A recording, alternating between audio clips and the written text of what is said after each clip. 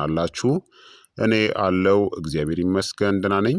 ዛሬም በጠቃሚና በአዲስ ፕሮግራም በድጋሜ ተገናኝተናል። በዛሬው የጤና ፕሮግራማችን ላይ የምንመለከተው ከ40 ዓመታችን ዕድሜ በኋላ በብዛት የሚታዩ እናም የተለመዱ የሚከሰቱም የቫይታሚኖች ወይም ደግሞ የንጥረ ነገር እጥረቶችን በዚህ ቪዲዮ ላይ በደንብ እነግራችኋለሁኝ።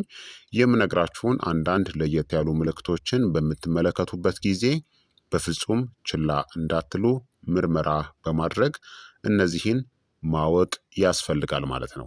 ይህ የጤና ትምህርት ታዲያ ለበርካታ ሰዎችም እንዲደርስ ሁላችሁም ታዲያ በቅንነት ላይክና ሼር ማድረጋችሁን አትዘንጉ። ጥያቄያችሁን ደግሞ በኮመንት ላይ አስፍሩልኝ። በቀጥታ ወደ ጤና ትምህርታችን የማልፍ ይሆናል። በጣም በርካታ ሰዎች እርጅና ብለው የሚያሳስቧቸው ምልክቶች በትክክል ንጥረ ነገሮችን የመምጠጥ አቅማቸው በመቀነሱ፣ በአኗኗር ዘይቤ ለውጥናም በስር የሰደደ ጭንቀት ምክንያት የሚመጡ የንጥረ ነገሮች ወይም ደግሞ የቫይታሚኖች እጥረቶች ናቸው። በ25 ዓመታችሁ ትመገቡት የነበረውን ምግብ መመገብ ብትቀጥሉም እንኳን ከ40 ዓመት በኋላ እናም እድሜያችን በጣም እየጨመረ በሚሄድበት ጊዜ የንጥረ ነገሮች እጥረት ሊገጥማችሁ ይችላል ማለት ነው። ከ40 ዓመታችን እድሜ በኋላ በብዛት ስለሚታዩ እጥረቶች እንዴት እንደሚገለጡ፣ ለምን እንደሚከሰቱ እናም ምን መደረግ እንዳለበት በግልጽና በጥልቀት ልንገራችሁ።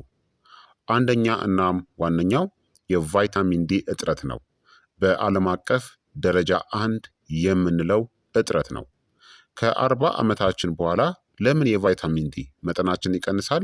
ለፀሐይ ብርሃን የመጋለጥ እድላችን እየቀነሰ ስለሚሄድ፣ ቆዳችን አነስተኛ ቫይታሚን ዲን ስለሚያመርት፣ የቤት ውስጥ የአኗኗር ዘይቤያችንም ትንሽ ደከም ያለ ስለሚሆን ነው።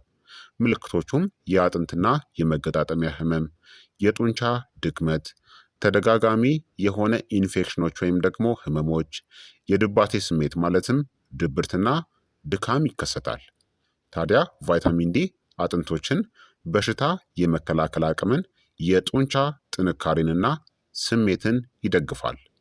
መፍትሄው ታዲያ በሚቻልበት ጊዜ ደህንነቱ የተጠበቀ የፀሐይ ብርሃንን ማግኘት፣ በቫይታሚን ዲ የበለጸጉ ምግቦችንም ማካተትና ምልክቶቹ ደግሞ ከቀጠሉ በደም ውስጥ ያለውን መጠን መመርመር ያስፈልጋል።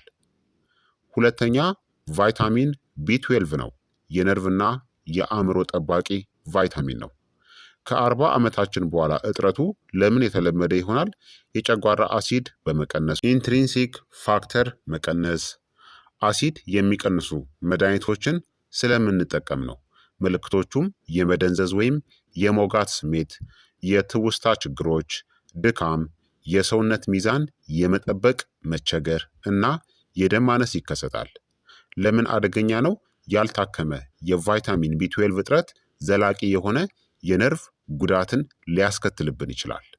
መፍትሄው ታዲያ የእንስሳት ተዋጽኦ ምግቦችን ማካተት፣ የጨጓራ አሲድንም በተፈጥሮው መደገፍና ምልክቶች ከታዩ ደግሞ መጠኑን መመርመር ያስፈልጋል። ሶስተኛ ማግኒዥየም ነው። የሚያረጋጋው ማዕድን ነው። ማግኒዥየም እድሜያችን ሲጨምር ለምን መጠኑ ይወርዳል?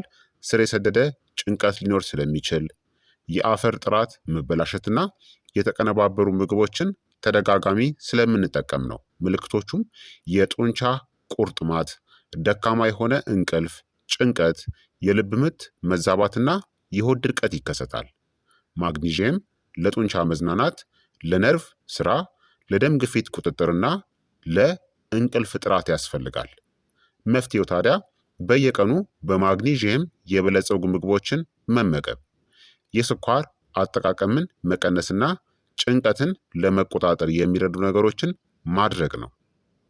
አራተኛ ብረት ወይም ደግሞ አይረን ነው። በተለይ በሴቶች ላይ ነገር ግን በወንዶች ላይም ጭምር ይከሰታል። አይረን በእድሜ ቁጥር ለምን ይወርዳል? ደካማ የሆነ የመምጠጥ አቅም ስለሚኖረን፣ የደም መፍሰስ፣ በቂ ምግብን ባለመውሰድ አማካኝነት። ምልክቶቹም ድካም፣ የትንፋሽ ማጠር፣ የእጅና የእግር መቀዝቀዝ፣ የፀጉር መርገፍና የቆዳ መገርጣት ይከሰታል። የብረት እጥረት በምርመራ መታወቅ ያለበት እንጂ በግምት መሆን የለበትም። ምክንያቱም ከመጠን በላይ የሆነ ብረት ወይም ደግሞ አይረንም ጎጂ ስለሆነ። መፍትሄውም በብረት የበለጸጉ ምግቦችን ከቫይታሚን ሲ ጋር አጣምራችሁ መመገብ። መምጠጥን ለማሻሻል ደግሞ የአንጀት ጤናን ማከም ያስፈልጋል። አምስተኛ የፕሮቲን እጥረት ነው። በጣም የተለመደው ነገር ግን ችላ የሚባለው ነው። የፕሮቲን እጥረት ለምን ይከሰታል? የምግብ ፍላጎት ስለሚቀንስ፣ ምግቦችን በማሳለፍ ወይም ደግሞ በመዝለል፣ ክብደት እጨምራለሁ በሚል ፍርሃት አማካኝነት በቂ ምግብን ባለመመገብ ይከሰታል። ምልክቶቹም የጡንቻ መቀነስ፣ ድክመት፣ የቁስል ቶሎ አለመዳን፣ የፀጉር መሳሳትና ዝቅተኛ በሽታ የመከላከል አቅም ነው። ከ40 ዓመት በኋላ ለምን አስፈላጊ ይሆናል? ዝቅተኛ የሆነ የፕሮቲን መጠን እርጅናንና የጡንቻ መሳሳትን ያፋጥናል። መፍትሄው ታዲያ በእያንዳንዱ ምግብ ላይ ፕሮቲንን ማካተት፣ ትኩረትን በጥራት ላይ እንጂ በብዛት ላይ አለማድረግ። ስድስተኛ ኦሜጋ ስሪ ፋቲ አሲዶችን አንቲ ኢንፍላማቶሪ የሆኑ ፋቶችን መመገብ ነው። የኦሜጋ ስሪ እጥረቱ ለምን የተለመደ ነው? አነስተኛ የሆነ የአሳ አጠቃቀም ስለሚኖር፣ ከፍተኛ የኦሜጋ ሲክስ የተቀነባበሩ ዘይቶችን በመጠቀም፣ ምልክቶቹም የመገጣጠሚያ ህመም፣ የቆዳ መድረቅ፣ የአእምሮ ጭጋግና የልብ ስጋት አደጋ ይከሰታል። በተለይ ብዙ ሰዎች የመገጣጠሚያ ህመም በተለይ የጉልበት ችግር ሲደርስባቸው ይስተዋላል። ኦሜጋ ስሪ ብግነት ወይም ደግሞ ኢንፍላሜሽንን ይቀንሳል፣ እንዲሁም ልብንና አእምሮን ይጠብቃል። መፍትሄውም በኦሜጋ ስሪ የበለጸጉ ምግቦችን በመደበኛነት ማካተት፣ የተቀነባበሩ የጥራጥሬ ዘይቶችን መቀነስ ያስፈልጋል። ሰባተኛ የዚንክ እጥረት ነው። የበሽታ መከላከልና የመፈወስ ማዕድን ነው ዚንክ ለምን ይቀንሳል? ደካማ የሆነ መምጠጥ ካለን አንጀታችን ማለት ነው። ዝቅተኛ የሆነ በዚንክ የበለጸጉ ምግቦች አጠቃቀም ካለ እና ስር የሰደደ ጭንቀት ካለን የዚንክ መጠን ይቀንሳል። ምልክቶቹም ተደጋጋሚ የሆነ ኢንፌክሽኖች፣ የቁስል ቶሎ አለመዳን እና የመቅመስ ወይም የማሽተት ስሜት መቀነስ ይከሰታል። እንዲሁም የፀጉር መርገፍ ይከሰታል። ዚንክ በሽታ ለመከላከል አቅምና ለሆርሞን ሚዛን ወሳኝ ነው። መፍትሄውም በዚንክ የበለጸጉ ምግቦችን ማካተት፣ ከመጠን በላይ ስኳርን ማስወገድ ያስፈልጋል። ስምንተኛ ካልሲየም ነው። የአጥንት ደጋፊ ማዕድን። የካልሲየም እጥረቱ ለምን ይከሰታል? አነስተኛ የሆነ የካልሲየም አጠቃቀም፣ ዝቅተኛ የቫይታሚን ዲ መጠንና የሆርሞን ለውጦች ካለ። ምልክቶቹም የአጥንት ህመም፣ የጥፍር መሰባበር፣ የአጥንት ስብራት ስጋት መጨመር ይከሰታል። ካልሲየም በትክክል እንዲሰራ ቫይታሚን ዲ እና ማግኒዥየም ያስፈልጉታል። ዘጠነኛ የፖታሲየም እጥረት ነው። የደም ግፊት ተቆጣጣሪው ማዕድን። ፖታሲየም ለምን ይወርዳል? አነስተኛ የሆነ የአትክልትና የፍራፍሬ አጠቃቀም፣ ከፍተኛ የጨው ወይም የሶዲየም መጠን ያላቸው ምግቦችን በመመገብ። ምልክቶቹም የጡንቻ ቁርጥማት፣ ድካም፣ ከፍተኛ የሆነ የደም ግፊትና የልብ ምት ችግሮች ይከሰታሉ። መፍትሄውም በየቀኑ በፖታሲየም የበለጸጉ ምግቦችን መመገብ ያስፈልጋል። እናም የተቀነባበሩ ምግቦችን ደግሞ መቀነስ።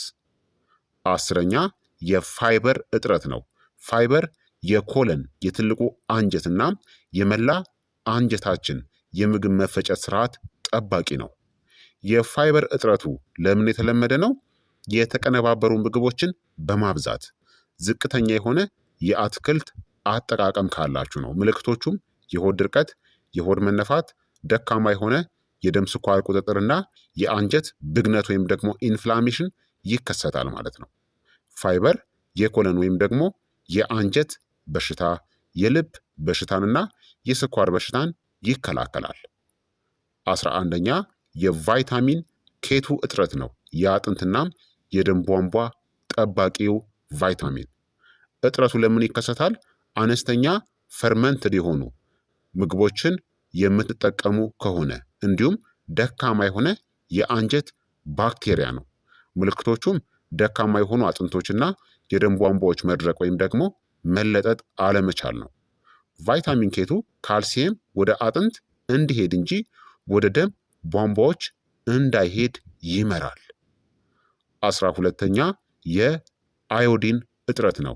የታይሮይድ ደጋፊ የሆነ ነው አዮዲን። የአዮዲን መጠን ለምን ይወርዳል? አነስተኛ የባህር ምግቦችን የምትጠቀሙ ከሆነ ማለትም እንደ አሳን፣ አዮዲን ያለበትን ጨውን የማትጠቀሙ ከሆነ ይወርዳል ማለት ነው። ምልክቶቹም ድካም፣ ቅዝቃዜን መቋቋም አለመቻል፣ የክብደት መጨመርና የአእምሮ ጭጋግ ይከሰታል። አነስተኛ አዮዲንም ሆነ ከመጠን በላይ አዮዲን ጎጂ እንደሆነ ማወቅ አለባችሁ። ስለዚህ እድሜያችን እየጨመረ ሲሄድ በተለይ ከ40 ዓመት በኋላ ከፍ እያለን ስንሄድ እነዚህ የቫይታሚን እና የንጥረ ነገሮች እጥረት የተለመዱ ናቸው ማለት ነው። ስለዚህ አንዳንድ ምልክቶችን ስታዩ ምንም አይደለም ብላችሁ ችላ አትበሉ። መመርመር ተመራጭነት አለው። ከ40 ዓመት በኋላ የንጥረ ነገር እጥረቶች ለምን ይጨምራሉ? የጨጓራ አሲድ ስለሚቀንስ፣ የምግብ መፈጨት ስለሚዘገይ፣ ደካማ የሆነ የአንጀት መምጠጥ ስለሚኖረን፣ ስር የሰደደ ጭንቀት ሊኖር ስለሚችል፣ መድኃኒቶችን መጠቀም ስለሚበዛ፣ ለበርካታ በሽታዎች በተለይ ሐኪም ሳታማክሩ መድኃኒቶችን ስለምትወስዱ እና የጡንቻ መጠን ስለሚቀንስ ነው። ታዲያ የመከላከያ ስልቱ ወይም ደግሞ መፍትሄው የተለያዩ ተፈጥሯዊ ምግቦችን መመገብ፣ መጀመሪያ የአንጀት ጤናን መደገፍ፣ ምልክቶችን ቸል አለማለት፣ ተጨማሪ ንጥረ ነገሮችን ወይም ደግሞ ሰፕልመንቶችን ከመውሰዳችሁ በፊት አስቀድማችሁ መመርመር፣ ትኩረትን ቀጣይነት ባለው ልምድ ላይ ማድረግ ያስፈልጋል።